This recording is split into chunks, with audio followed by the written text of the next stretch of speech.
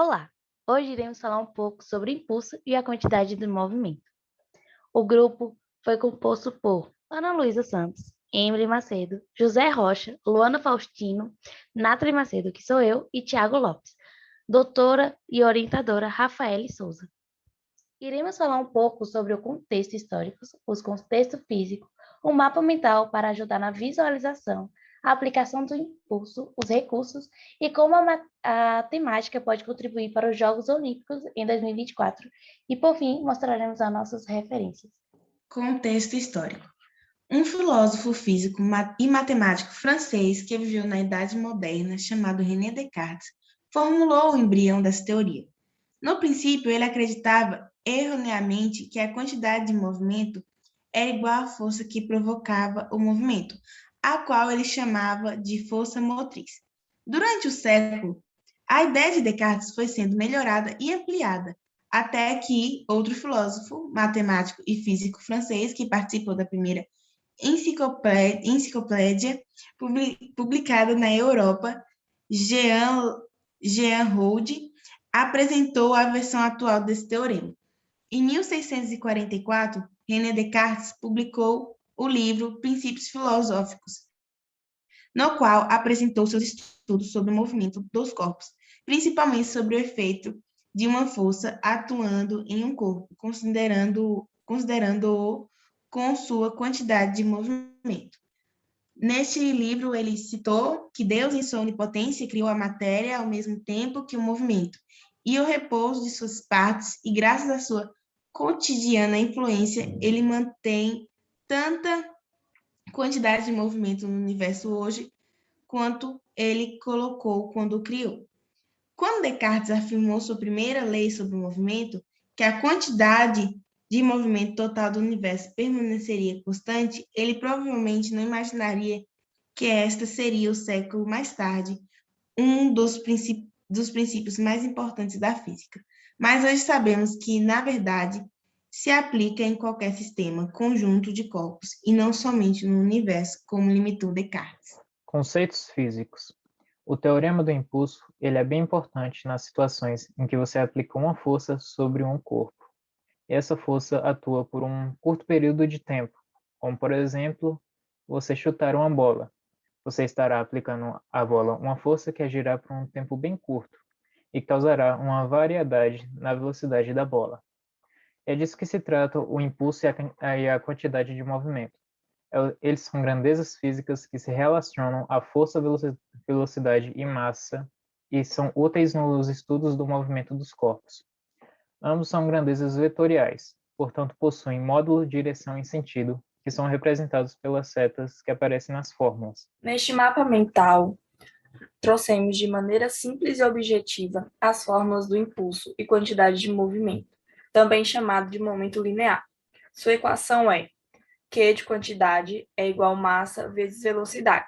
Porém, há uma diferença ao calcular o ΔQ, que é o intervalo de quantidade, pois quando apresenta uma força externa, ele é o teorema do impulso, que é quando uma força apresenta uma aplicação em um intervalo de tempo sobre um corpo, podendo gerar uma variação na quantidade de movimento, tendo a fórmula de impulso igual a ΔQ e impulso igual Q final menos Q inicial.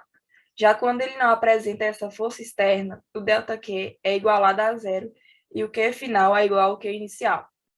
A quantidade de movimento se relaciona com a velocidade e a massa de um corpo. A fórmula do impulso é impulso igual força vezes ΔT, que é o intervalo de tempo. E só é utilizado se a sua força for constante, não varia.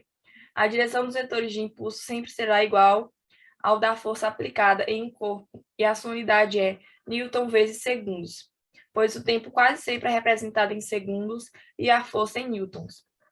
O gráfico que apresenta no mapa de força vezes tempo é sempre utilizado em ambas as forças, sobretudo a variável, e o valor da sua área é igual ao do impulso. Supondo que a imagem apresente no gráfico seja de um triângulo, a sua área será base vezes altura dividido por 2, logo seu impulso também será esse. De um modo geral, o impulso ocorre quando aplicamos uma força sobre o corpo durante um certo período de tempo. Por exemplo, Imagine um jogador de futebol chutando a bola. Durante o chute, ele aplica a força sobre a bola por um certo período de tempo. Em outras palavras, ele está impulsionando a bola com seu chute. Para calcular o impulso, podemos calcular como impulso como o produto entre a força aplicada com o produto e o intervalo de tempo decorrido, ΔT. Então, fica a seguinte fórmula.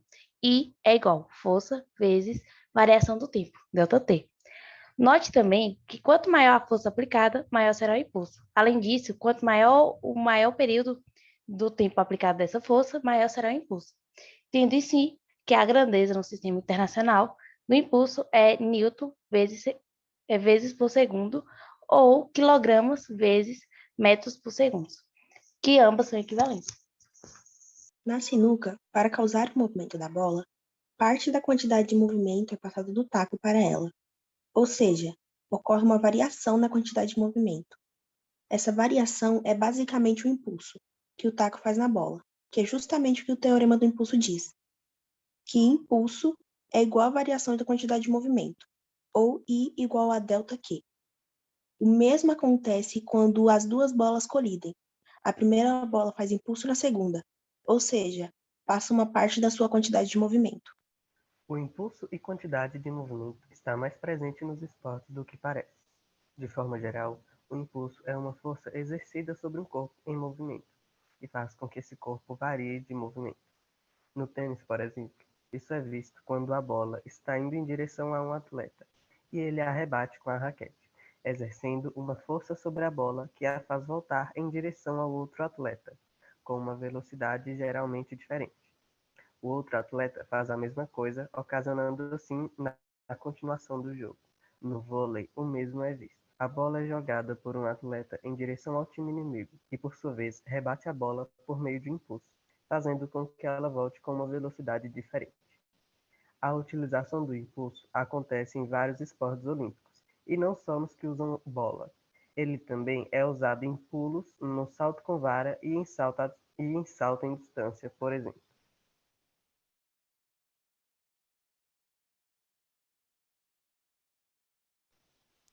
Obrigada pela atenção de todos.